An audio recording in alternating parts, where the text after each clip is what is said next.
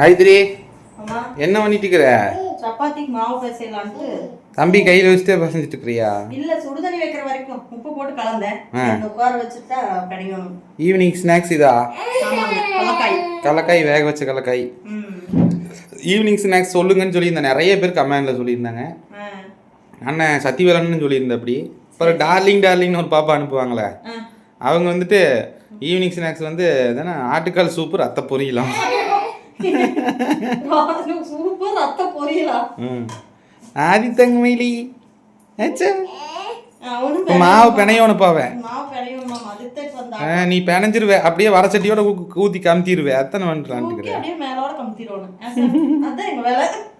பாருங்க. Kitchen room நீட்டாக வச்சுக்கன்னு சொன்னா எல்லாம் பாராட்டிக்கிறாங்க கமெண்ட்ல.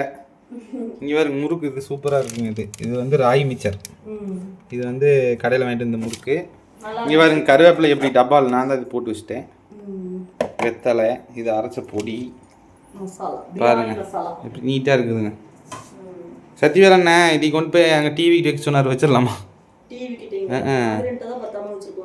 ஆதித்தங்க கீழே தள்ளிடுவான்.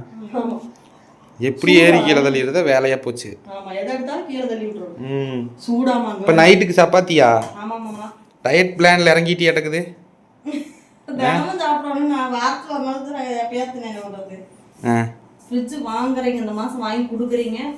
ஒரே முட்டை ஒரு 2 கிலோ மாவு பிணைஞ்சு ஃப்ரிட்ஜில் வச்சிருவேன். 2 கிலோ மாவுல இல்ல மாமா.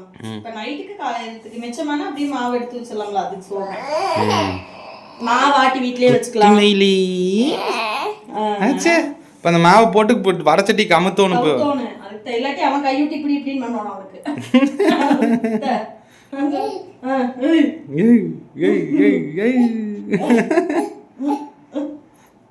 ஓகே.